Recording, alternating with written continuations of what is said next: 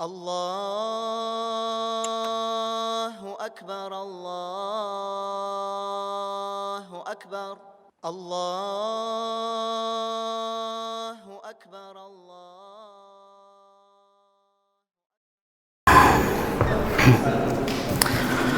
بسم الله الحمد لله والصلاة والسلام على رسول الله وعلى آله وصحبه ومن والاه. رب اشرح لي صدري ويسر لي أمري واحلل عقدة من لساني يفقه قولي. Ассаляму алейкум ва рахматуллахи ва баракатух. Хвала Аллаху Господу миров, мир и благословение нашему пророку Мухаммаду саллаллаху алейхи вассалям, его сподвижникам, его семье и всем тем, кто последовал его путем. Прошу Аллах субханаху ва тааля сделать наши собрания благими, полезными, и пусть Аллах субханаху ва тааля запишет эти уроки, эти присутствия, эти старания нам в книгу благих делов. Также в начале урока хотел напомнить еще раз о том, что наши братья, которые находятся сейчас в Палестине, нуждаются в нашем дуа. И не забывайте их, не переставайте делать за них дуа, ведь это наши братья. И как посланник Аллаха, саллаллаху алейхи вассалям, сказал, что мусульманин по отношению к другому мусульманину как одно тело, и если одна часть его тела болит, то другая часть тела отзывается на эту боль. И альхамдулилля, Аллах субханаху ва тааля дал нам такое вещь, такое оружие, оно называется дуа, молитва. И дуа, оно меняет предопределение, как об этом сказал посланник Аллаха, саллаллаху алейхи вассалям. Дуа – это та вещь, про которую Аллах субханаху ва тааля сам приказал нам делать ее и сказал: «Фад'уни астаджиб лакум», «Просите меня, и я отвечу вам», сказал Аллах тааля. Поэтому мы не должны переставать просить дуа для себя, за своих братьев, за тех людей, которые сейчас находятся в трудном состоянии, чтобы Аллах субханаху ва тааля освободил их от этих трудностей, чтобы это испытание, эта трудность прошла. И сегодня хотелось бы поговорить о таком термине, как благое слово.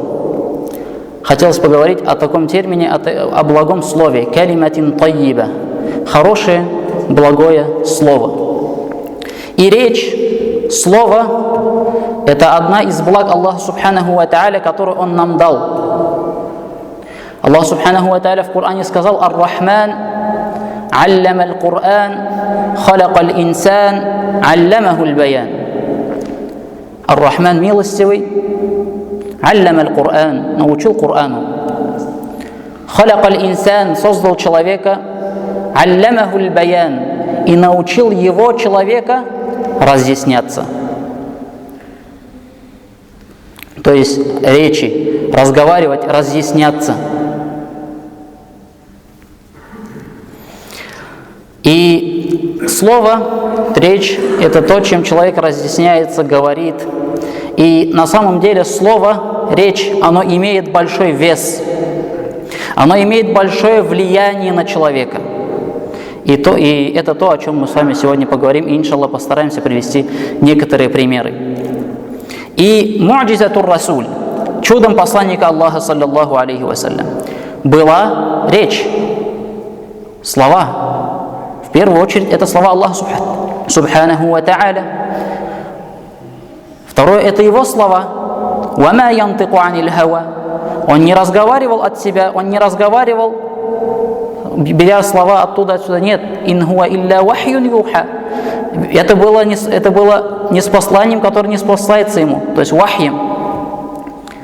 И это было, то есть слово, которое говорил посланник Аллаха, саллаллаху алейхи вассалям, оно было чудом, это было му'джиза. И если мы посмотрим на других пророков, аль-анбия ус-сабикин, которые были до пророка Мухаммада, саллаллаху алейхи вассалям, например, это аса Муса, палка или посох Мусы, или ихья Иса, оживление или исцеление Исы. Он исцелял человека, Аллах субханаху ва тааля дал ему такой дар, такое чудо, что он исцелял больных. Посох Мусы превращался в змею. Накату ас-салих, верблюдица Салиха, это было его чудом. Или другие пророки, которым были даны свои чудеса. А чудом же пророка, саллаллаху алейхи вассалям, это было Коран и также слово, которым он разговаривал. И многие, если мы даже посмотрим на сиру посланника Аллаха, саллаллаху алейхи вассалям, то увидим, что, услышав речь пророка, услышав его подход, как он разговаривал, какой метод использовал, на многих это влияло.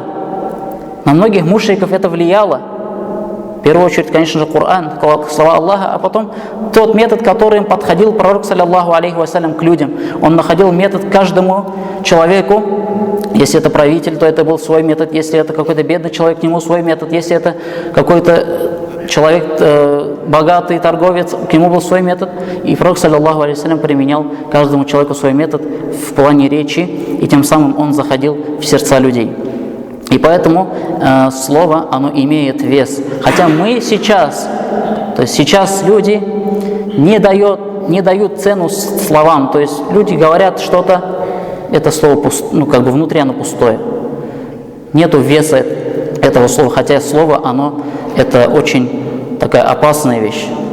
Опасная вещь. То есть она влияет на человека, и человек будет отвечать за каждое, что он сказал. Как посланник Аллаха, саллаллаху алейхи вассалям, сказал, что большинство из тех, которые попали в ад, они попали туда по причине языка и по причине полового органа. То есть посланник Аллаха, саллаллаху алейхи вассалям, назвал два органа, из-за которых человек попадает в ад, и один из них это язык, который говорит слова.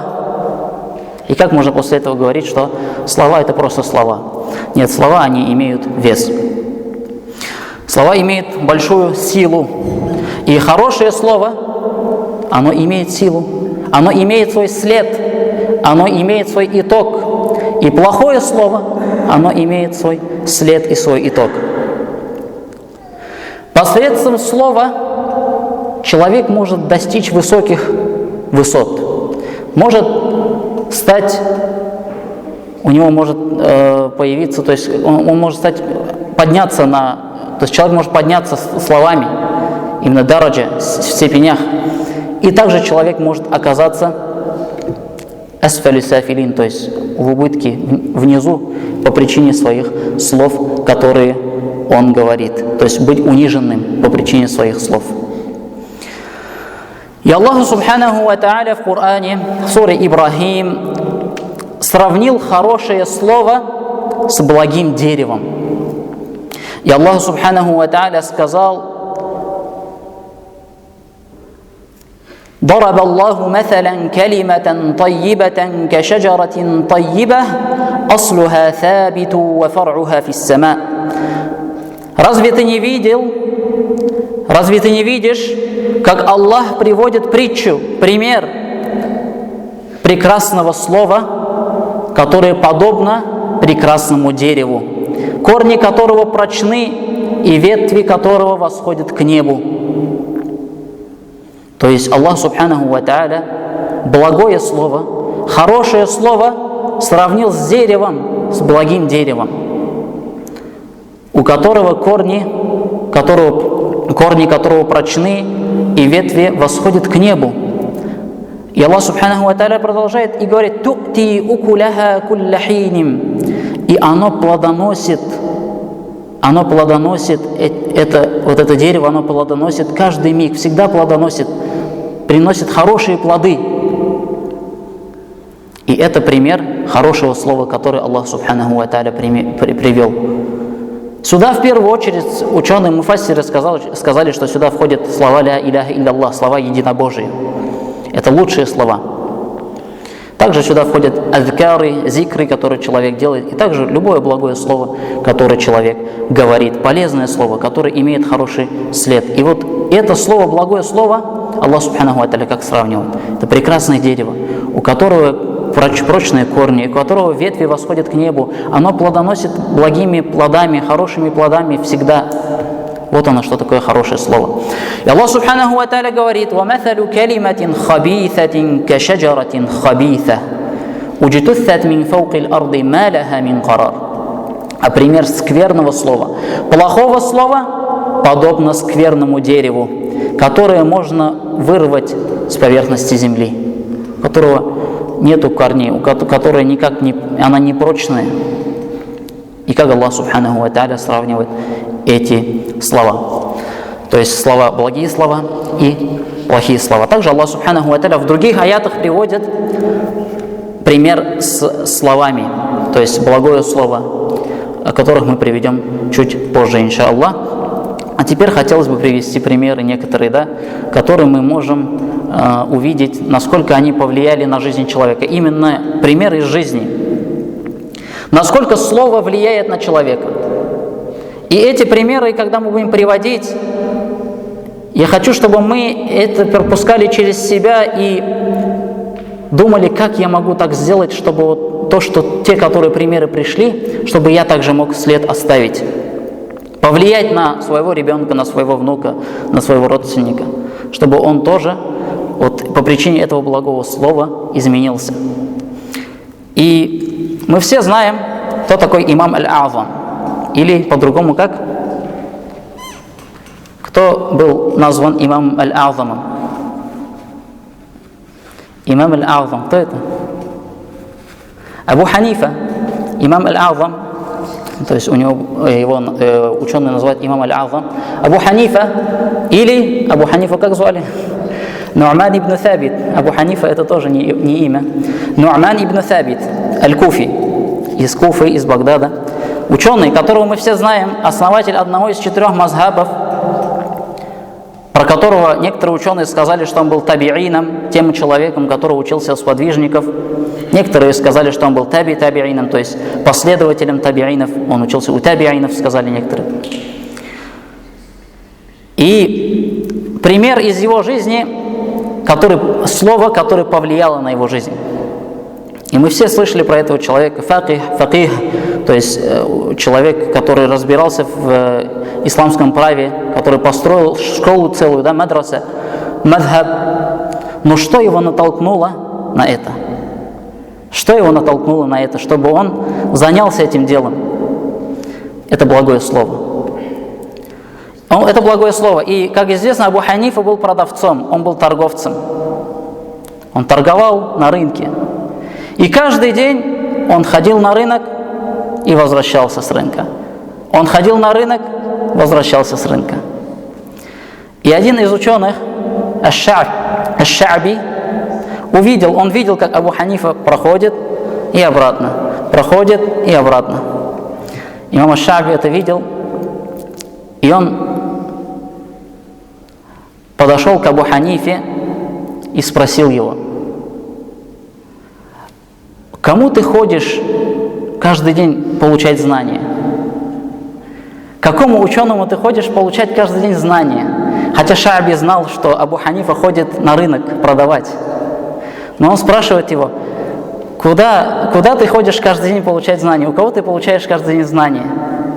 То есть это вопрос, который подразумевает намек ему. То есть надо получать знания. Но какой подход он ему делал? То есть он его видел каждый день, что он ходит, возвращается, идет куда-то, возвращается. Он знал, что он на рынок ходит. Но сказал ему, что кому ты ходишь каждый день получать знания? И Абу Ханифа говорит: никому я не хожу. Я не хожу, я хожу на рынок, у меня работа, я торгую и так далее. И этот ученый сказал, ему Ша'би сказал: فَلَوْ تَعَلَّمَ الْفِقْهَ لَكَانَ خَيْرًا لَكَ. Если бы ты начал изучать фикх, если бы ты изучал фикх, это было бы намного лучше для тебя. И после этого Абу Ханифа начал посещать уроки, начал изучать фикх. И после этого он стал, изучая, он стал большим ученым, которого спустя 1300 лет мы до сих пор изучаем его книги, и до сих пор его наследие между нами, то есть перед нами стоит. И смотрите, причина того, что он начал усердствовать в этом, это было благое слово, которое было сказано. Правильный подход и правильное слово. И тот человек, об этом мы тоже позже скажем, этот человек, который вот это благое слово ему сказал, он даже не думал, что это так повлияет на него и что он достигнет того, что он достиг по причине этого слова. И как мы знаем, что если кто-то указал кому-то на благое, то он получает награду подобно ему. И то есть тот, кто указал ему на это, по причине кого он начал это делать, награда до сих пор идет этому человеку. И, как мы сказали, Аллах Субханаху ва Тааля сравнил благое слово с благим деревом, шаджаратин тайиба, благим деревом. И Аллах Субханаху ва Тааля правдив в своих словах. «Уман асдаку мин Аллахи киля». И кто же более правдив в словах, чем Аллах Субханаху ва Тааля? Также мы слышали, мы знаем имама ат-Тирмизи. Имам Тирмизи, один из составителей сборника хадисов «Мин кутуби ситта», из 6 сборников, которые мы знаем. Имам Тирмизи. И он получал знания, но был маленьким, еще молодым, подростком, получал знания, ходил на уроки, и у него вначале не было никакого отношения к хадисам. У него не было никакого отношения к хадисам. То есть он получал знания религиозные, но не было привязанности к хадисам. И когда он учителя слушал еще подросток, он всегда писал что-то. Писал что-то все время, отвлекался от учителя и что-то писал все время. И говорят, что у него был красивый почерк. И один из моментов учитель заметил, что имам Тирмизи отвлекается от своих уроков тем, что занимается каким-то письмом. И он посмотрел на его письмо и сказал ему: «Хаттука джамиль, юшбиху хатталь мухаддифин». Твой почерк красивый. Он подобен почерку мухаддисов. Твой почерк красивый, он подобен почерку мухаддисов. Мухаддис — это тот человек, который занимается исследованием хадисов, собирает хадисы, отличает его от сахих, даиф, да? Я сказал, твой почерк похож на почерк мухаддисов. Чем почерк мухаддиса отличается от немухаддиса? Ничем. Я напишу, он напишет, у каждого человека свой почерк. Но это был подход и такое благое слово в адрес имама Тирмизи, после чего он заинтересовался этим. Он сказал: действительно, почему, если мой почерк похож на почерк мухаддисов, почему мне не изучать хадисы, да? И это стало одной из причин, почему имам Тирмизи начал интересоваться хадисами.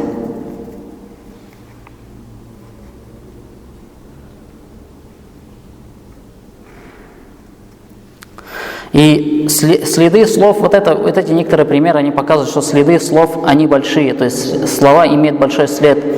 И, может быть, человек скажет кому-то что-то и разбудит его, то есть он начнет что-то делать, шевелиться. Или ты скажешь что-то сам кому-то и забудешь про то, что ты ему сказал. Но он не забудет, люди не забудут и запомнят. То есть ты просто кому-то сказал благое слово, просто легкое в каком-то простом формате. Ты вроде бы не дал этому никакого большого значения, но тот человек, которому ты сказал это, он, может быть, придаст этому большое значение.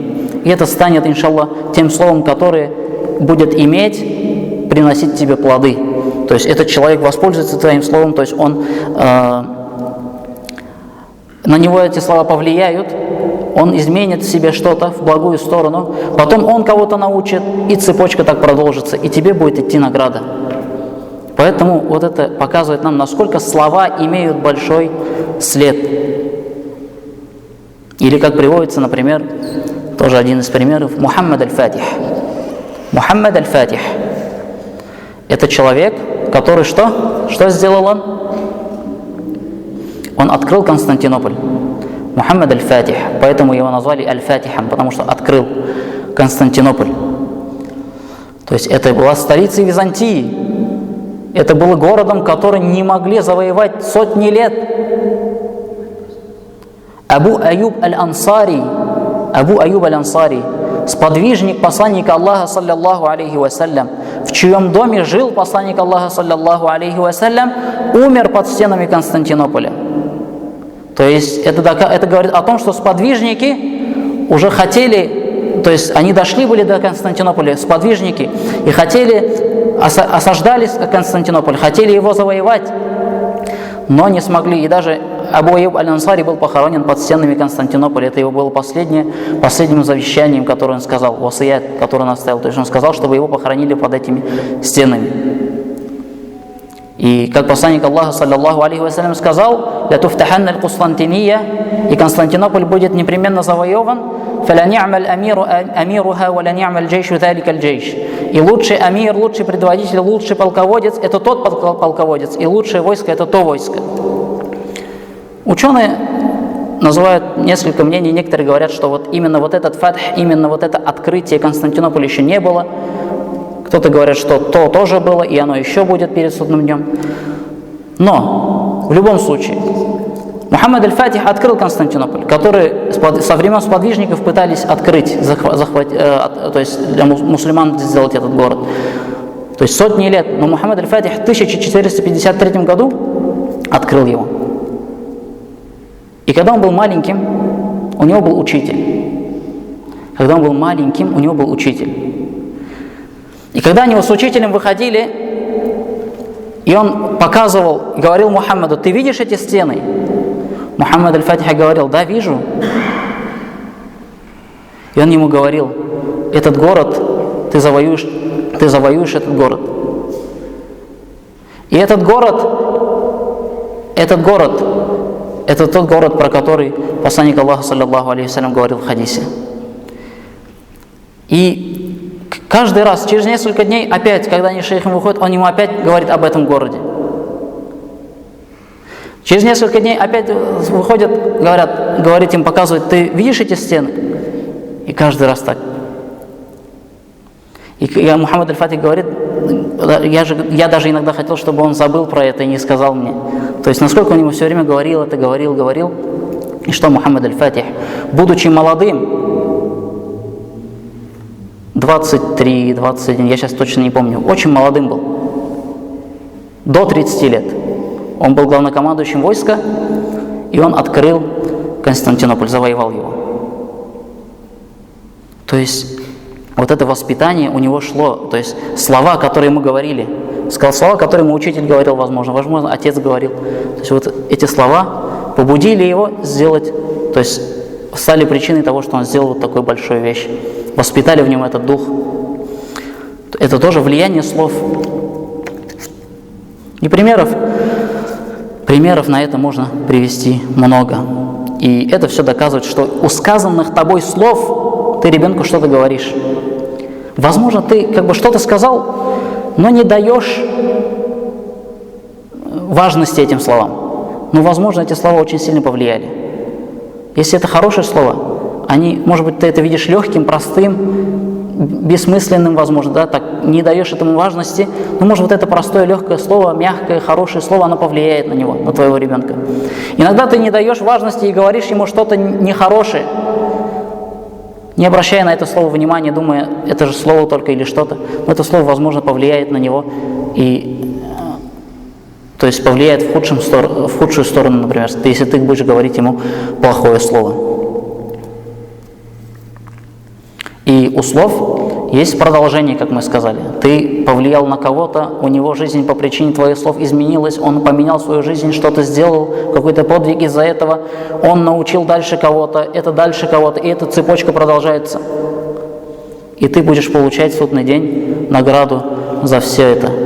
То есть это тоже является одним из тех вещей, то есть одной из показателей того, что у слов есть продолжение. Слова имеют продолжение свое, они имеют свой след. И также мы знаем садакатуль джария. Если ты научил кого-то, и он пользуется этим, полезное знание оставил, научил кому-то добрым словом, хорошим примером и так далее, и этот человек выполняет это, то ты после твоей смерти, это также будет тебе садака идти. Он научил кого-то, ему идет и тебе идет. Этот второй научил третьему, второму идет, первому и тебе, четвертому. И так продолжается цепочка непрерывно до судного дня. И если ты был зачинщиком какого-то хорошего, благого дела, стал причиной какого-то хорошего дела по причине своих слов, благого слова, то это будет идти тебе до судного дня. И также плохое слово. И также плохое слово. Если ты кого научил, стал причиной того, что своими словами ты стал причиной того, что человек изменился в худшую сторону или совершил какой-то плохой поступок, то тебе будет идти грех за это, когда он будет совершить. Потому что по причине тебя он начал это делать. Или по причине тебя стал он плохим. И если этот человек научит кого-то другого плохому, ты был зачинщиком первым. Третьим до сих пор тебе возвращается. Поэтому нужно быть аккуратным и внимательным к своим словам, что мы говорим своим детям, своим родственникам, своим близким. В первую очередь с них начинаем. Как на них повлияет мое сказанное слово? Как повлияло оно на Абу Ханифу? Как оно повлияло на Мухаммад аль-Фатиха? Много других примеров. Пример с Ахмад ибн Хамбаль. Ахмад ибн Хамбаль. Когда его заточили в тюрьму, и он был приговорен к тому, что его будут бить плетью за то, что он не признал и не сказал, что? Не признал о том, что Коран является сотворенным. Он не сказал, что Коран махлюк. В его время была такая фитна, были муатазилиты. И они добились того, чтобы халиф, правитель, заточил Ахмада ибн Хамбаля и подверг ему сильным наказаниям.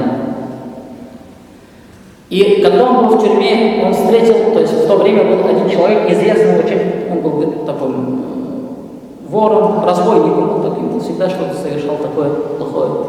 Абуль-Хайthам ас-Саррак, Абуль-Хайthам ас-Саррак его звали, Абуль-Хайthам ас-Саррак.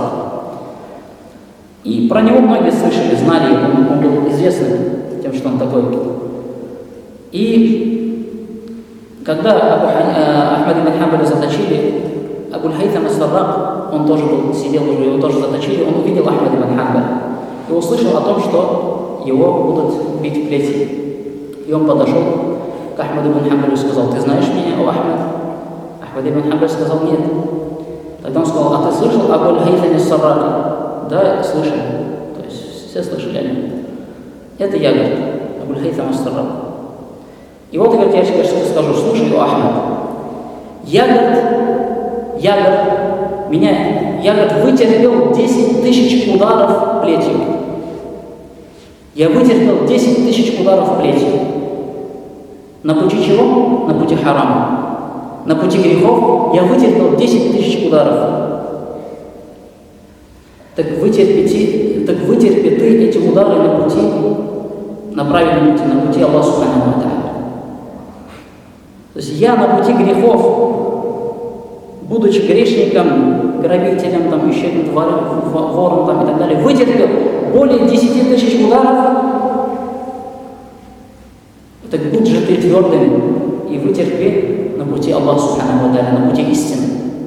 И Ахмад ибн Хамбаль говорит, что это очень сильно повлияло на меня. То есть на самом деле практически все ученые того времени, которые жили в Ираке, в Багдаде, они признали о том, что они сказали слово, они сказали, что Коран махлюк. Даже те, которые так не считали, но они боясь наказания, боясь того, что их заточат, боясь того, что их убьют, будут мучить, а действительно мучились их. Они сказали, чтобы обезопасить себя. И даже приводится, что Ахмад ибн Хамбаль с некоторыми из них не разговаривал после этого, как Яхья ибн Ма'ин, был такой мухаддиф, Яхья ибн Ма'ин, и Ахмад ибн Хамбаль некоторое время с ним не разговаривал после этого. Потому что Ахмад ибн Хамбаль по причине этого перенес трудности очень большие, а кто-то просто сказал, признав это, согласившись с этим, да, то есть, чтобы обезопасить себя. И Ахмад ибн Хамбаль, у него было трудное время, то есть на самом деле все практически сказали, его сейчас будут мучить, пытать, сколько это будет продолжаться, Аллаху алям, никто не знает.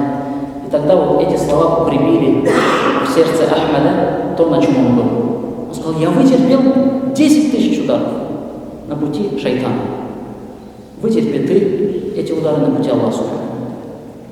И даже Ахмад ибн Хамбаль говорит, я говорил себе иногда, если ты не можешь быть Ахмадом, то будь Абуль-Хайthам.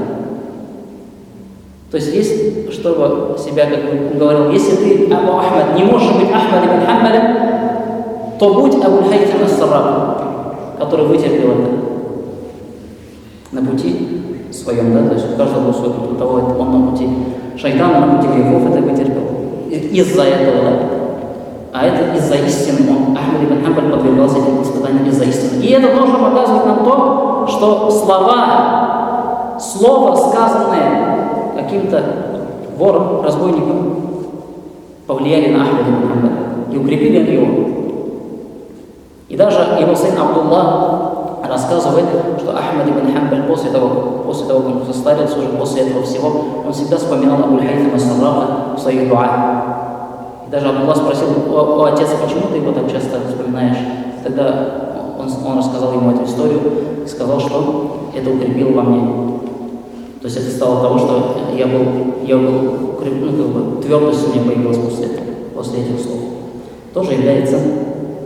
Тоже стало, что причиной этому стали слова.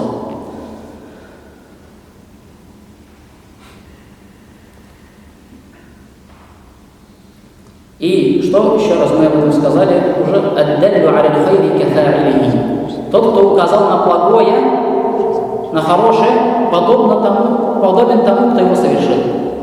Тот, кто указал на благую вещь, подобен тому, кто его совершил.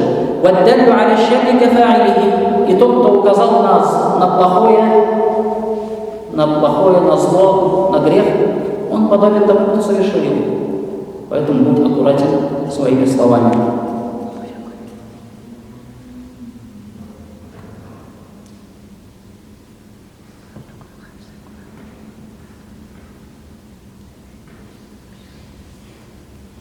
И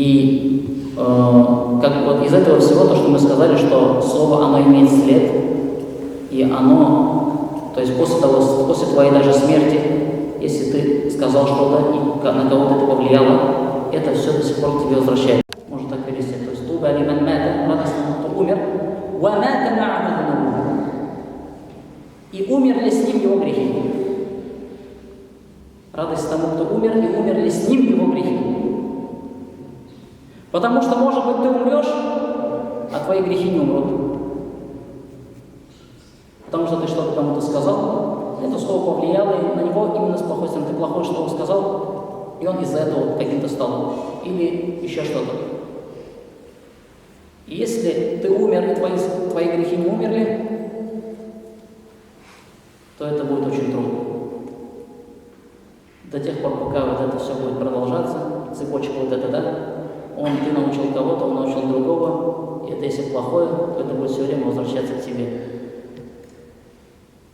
Поэтому красивые слова, да, «Туба лиман мата», радость тому, кто умер, и умерли с ним его грехи. Не остались они, не продолжились здесь дальше. И причина грехов — это слова, которые ты говоришь, учишь, побуждаешь кого-то, направляешь кого-то.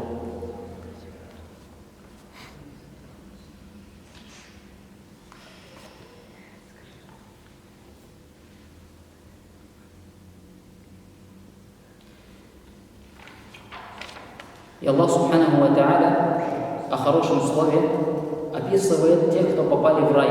Описывает тех, кто попали в рай, и говорит: «Вахуду иля тайиби миналь каули». Аллах вознаградил их за то, что они сказали. Аллах Субханаху ва Та'аля вознаградил их за то, что они сказали. Райскими садами, в которых текут реки. Аллах Субханаху ва Та'аля вознаградил их за то, что они сказали. То есть слова, Аллах Субханаху ва Та'аля здесь тоже показывает, что слова имеют вес. И Аллах Субханаху ва Та'аля в другом аяте говорит: «Валю'ину бима калу». И они были прокляты за то, что они сказали. Аллах Та'аля проклял кого-то за то, что они сказали. Слова стали причиной того, что их прокляли, что Аллах Субханаху ва Та'аля их проклял. Есть слова, в причине которых люди попали в рай, Аллах вознаградил их за то, что они сказали. За то, что они сказали, они были вознаграждены. Они были прокляты за то, что они сказали.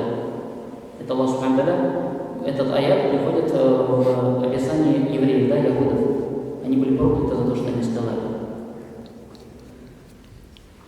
И Аллах Субхану ва Тааля здесь награду и проклятие связал словами, с тем, что, сказав, что награда была за то, что они сказали. И были прокляты они за то, что они сказали. И слово слово является ключом в рай. Хадис все знаем, да, ля иляха илляллах, кто сказал, кто в жизни, то есть уверовал и сказал ля иляха илляллах Мухаммад Расулуллах, даже если у него было иман без молитвы, то он попадет в рай. То есть слово является ключом в рай. Слово может превратить твою жизнь в что-то хорошее. У тебя может подняться настроение, оно может повлиять на тебя. И слово может омрачить твой день, изменить в худшую сторону твою жизнь. И вот это все говорит, показывает о влиянии слова и о том, что слово какой вес имеет. Женщина становится твоей женой по причине слова. Слово делает женщину твоей женой. И также слово, то, что нельзя пощупать, взвесить, оно делает твою жену чужой для тебя. То есть развод. Слово может помирить двух людей. И поэтому, еще раз это показывает на то, что мы не должны смотреть на слова легко. Аллах Субхану ва Тааля говорит о благом слове. Он говорит: «Вакулу линнаси хусна».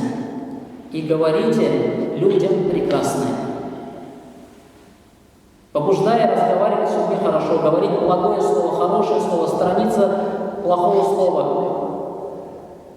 тяжелого слова.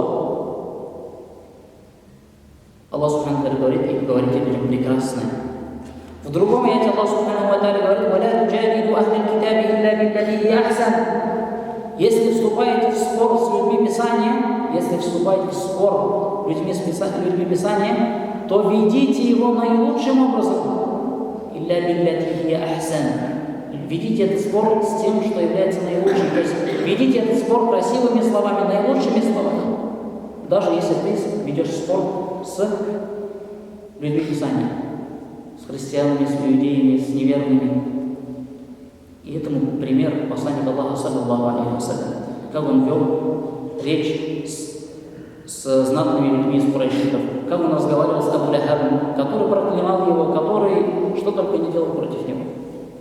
Но как он обращался к нему?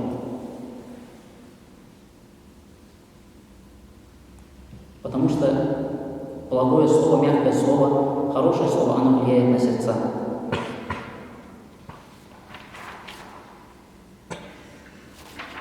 Также одной из историй, которая приводится, описывая, как благое слово влияет. Именно подход. Здесь в этом примере описывается подход. Один из правителей увидел сон. Сон был такой, что он во сне видит, что у него зубы выпадают один за другим. Во сне видит, что у него зубы выпадают один за другим. И что он позвал человека, который растолковал ему сны. То есть были ученые, были люди, которые растолковывали сны, толкователи снов. И когда он одного позвал, он сказал: «О правитель, твой сон возвещает о беде, о плохом говорит твой сон». О чем? Он говорит: этот сон говорит о том, что твоя семья, твои родственники умрут один за другим. То, что у тебя выпадает, ты во сне видел, то, что у тебя выпали все зубы один за другим, он говорит, это говорит о том, что у тебя умрут все родственники один за другим. И что правитель, будучи правителем, что ему не понравилось это, и он что сказал? В тюрьму его. Заточили его. Он сказал: найдите мне еще другого толкователя снов. Ему нашли другого, и он сказал, и когда правитель сказал ему, этот толкователь снов говорит: «О правитель, хада бихайр», то есть это к лучшему, этот сон к лучшему. Что? Этот сон означает, что ты будешь самым долгожителем из твоей семьи. Ты самый больше проживешь из твоей семьи. Больше всех проживешь из твоей семьи и родственников. Вопрос: какая разница между двумя толкованиями? То, что он всех переживет, это же значит, что все умрут. И что он всех похоронит все равно. В первом случае он сказал, то, что зубы у тебя выпали все, этот сон, значит, что у тебя умрут все родственники один за другим. Другой ему что сказал? Этот сон означает, что ты будешь самым долгим жителем из своей семьи. То есть ты долго будешь жить. Одно и то же. Но тот, как тот сказал это, и как этот сказал это. Тот его с плохой стороны сказал, нашар плохими словами, такими неприятными словами сказал. Тот тоже, другой то же самое сказал, но хорошими словами. Я амир, управитель, ты долгожителем будешь. Ты дольше всех своих родственников будешь жить. О. А по идее это то же самое. Значит, он похоронит всех своих родственников. Тоже показывает то, что как благое слово влияет на человека.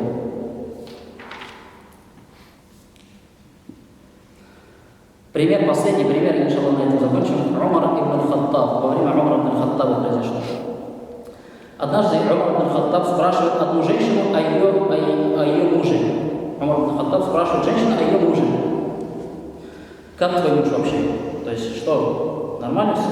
И женщина отвечает, «Иннаху каввамун фил лейли ва саввамун бин нахар». Поистине управитель, он выстаивающий ночи и постящийся днем. Умар ибн Хаттаб говорит, «Ни'мар раджулуху», лучший мужчина он.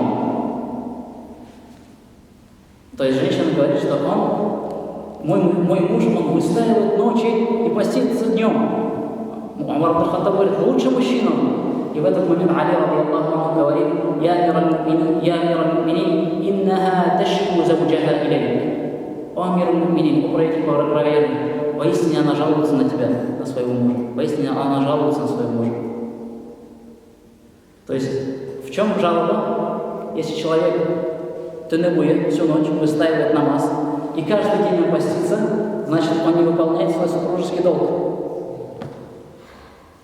И Али радийаллаху анху говорит, поистине у амир аль-муминин, управитель правоверных, она жалуется на своего мужа. Но посмотрите, как она жалуется. Она говорит, поистине мой муж, он выстаивающий ночи, он выстаивает всю ночь и держит каждый день ураза. И вот опять-таки слово, да, то есть насколько слово украшает человека. И как мы сказали, что человека слово поднимает, возвышает. Человека слово может возвысить, и также человека слово может унизить. И вот эти слова, которые вот эта женщина сказала, эти слова возвышают ее. Они показывают ее красоту, внутреннюю красоту. Потому что то, что в твоем сердце, оно будет на твоем языке. И поэтому даже если ты жалуешься, ты должен это красиво делать. Красивыми словами. Когда ты споришь, ты должен красивые слова, благие слова использовать. И мы должны помнить, что наша обязанность – это говорить благие слова. Благие слова. И они, по милости Аллаха Субханаху ва Тааля, по его желанию, иншаллах, они повлияют на человека. И эти плоды мы будем получать в этой жизни и после своей смерти. И первое, на кого мы можем повлиять своими словами, это на детей.